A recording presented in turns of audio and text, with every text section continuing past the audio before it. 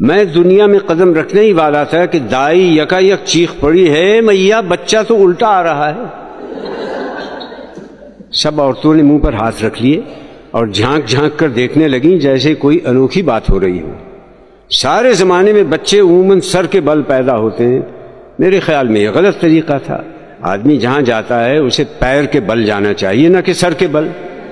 میں اپنی طرف سے سیدھا پیدا ہونے کی روایت قائم کر رہا تھا جسے یہ عورتیں الٹا کہہ رہی تھیں۔ سچ ہے عورتوں کی عقل الٹی ہوتی ہے۔ بہرحال اس الٹا پیدا ہونے کا مجھے ساری زندگی بڑا فائدہ ہوا۔ جیسے ہی میں باہر کھلے میں آیا، دائی نے ہاتھ سے سونت کر میری آلائش علیحدہ کی۔ مجھے الٹ پلٹ کر دیکھا، کمرے میں کافی اندھیرا تھا اور دائی کی نظر بھی خاصی کمزور تھی۔ اس نے ہاتھ سے مزید ٹٹول کر اپنا پورا اطمینان کر لیا، پھر چلائی، ارے بیٹا ہے بیٹا۔ اس کے بعد ہر طرف سے مبارک سلامت کا شور مچ گیا۔ اب ساری عورتیں مجھے سنبھالنے اور پوچھنے لپیٹنے میں لگ گئیں۔ میری بوا بیچاری، میں اپنی والدہ کو بچپن سے بوا کہتا چلا آیا ہوں، ان کے حال پر چھوڑ دیا گیا۔ ان کے منہ پر تھکی تھکی سی مسکراہٹ تھی۔ کسی نے کہا اے آمنہ کو 5واں بیٹا مبارک ہو، تو مجھے پتا چلا کہ مجھ سے پہلے 4 حضرات اور بھی اس منزل سے گزر چکے ہیں۔ دینی رسم ہے کہ پیدائش کے بعد بچے کے کان میں اذان دی جاتی ہے۔ گھر کے سارے بزرگ اپنی اپنی روزی کی فکر میں گئے ہوئے تھے۔ تلاش کرنے پر حمید ماموں ملے جو باہر چبوترے پر اپنی بلبل شہروز کو پستے بادام کا چوگا کھلا رہے تھے۔ اس بلبل نے ابھی کل ہی محلے میں ایک بڑا میچ جیتا تھا۔ ماموں کو بلایا گیا، وہ جلدی جلدی قمیض پاجامہ اور ٹوپی پہن کر اذان دینے آ گئے۔ اب حمید ماموں پیشہ ور مولوی تو تھے نہیں، نماز بھی سال میں 2-3 بار ہی پڑھتے تھے۔ اذان دیتے وقت جوش میں 3-4 تکبیریں زیادہ پڑ گئے۔ دوسرا مسئلہ یہ تھا کہ ہمارے ماموں تھوڑا سا ہکلاتے بھی تھے، اس طرح 4 تکبیروں کی 11 تکبیریں بن گئیں۔ دین کی بات تھی مگر میں فی سبیل اللہ فساد نہیں چاہتا تھا، سو خاموش ہو رہا۔ اس زمانے میں پیدائش کی رپورٹ پولیس میں لکھوانے کا رواج نہیں تھا۔ اس کا مجھے آج تک نقصان یہ ہوا کہ آج تک اپنی صحیح تاریخ پیدائش معلوم نہیں ہوئی۔ پاسپورٹ اور ویزے کا فارم بھرتے ہوئے بڑی دشواری ہوتی ہے۔ مجھے ایک تقریب خاص طور پر یاد ہے، اس کا تعلق میری اپنی ذات سے ہے۔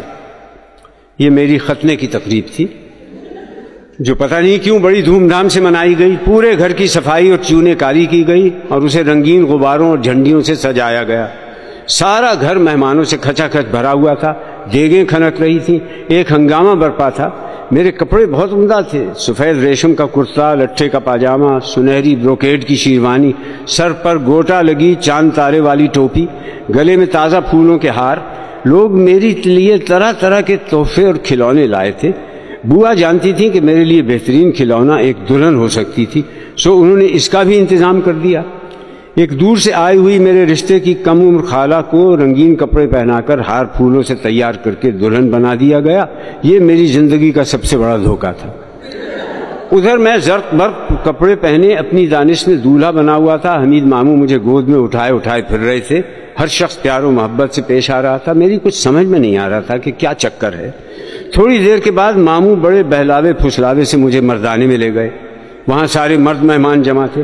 درمیان میں ایک چوکی تھی جس پر گوٹے لگا پیلا کپڑا بچھا ہوا تھا، اوپر ایک سرخ دوپٹہ سائبان کے طور پر تنا ہوا تھا۔ اب ماموں جو مجھے اب تک گود میں لیے پھر رہے تھے، انہوں نے یکایک مجھے اپنے ہاتھوں میں ایک خاص طریقے سے جکڑ لیا اور لے کر چوکی پر بیٹھ گئے۔ میں گھبرایا کہ یہ کیا چکر ہے۔ سامنے دیکھا کہ محلے کا نائی فرش پر اس طرح اور اس قسم کی خطرناک چیزیں پھیلائے بیٹھا ہے۔ میں نے روحانسا ہو کر کسمسانا شروع کیا۔ ہر طرف سے شاباش شاباش، بڑا بہادر بیٹا ہے کی آوازیں آ رہی تھیں۔ اب میں نے مچلنا اور رونا شروع کیا۔ ماموں نے کہا کوئی بات نہیں، گھبراؤ نہیں، اوپر دیکھو دیکھو، وہ دیکھو سونے کی چڑیا اڑ رہی ہے۔ گھبراہٹ اور پریشانی میں جھوٹ جانتے ہوئے بھی میں اوپر کی طرف دیکھنے لگا۔ غفور نائی کا ہاتھ بہت پھرتیلا تھا۔ ایک لمحے میں اس نے نہ جانے کیا کیا، جلن سی ہوئی، گرم گرم خون ٹپکنے لگا۔ اس نے ریشم کی راکھ کا ایک چھینٹا مارا، میں چیخیں مارنے لگا۔ اتنے میں سارا معاملہ صاف تھا۔ ہر طرف سے مبارک سلامت کی صدائیں بلند ہونے لگیں۔ مجھے ہاتھوں ہاتھ اندر زنانے میں لے جایا گیا۔ میرے رونے چلانے سے بوا پریشان تھی، مگر دوسری عورتوں نے مجھے ہاتھوں ہاتھ لیا اور ایک تیار بستر پر لٹا دیا۔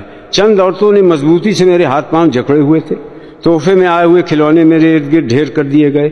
یہ تجربہ مجھے سالوں تک نہیں بھولا۔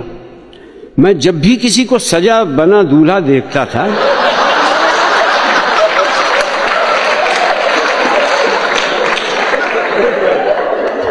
تو ہیبت طاری ہو جاتی تھی کہ اب اس کے ساتھ بھی یہی کچھ ہونے والا ہے۔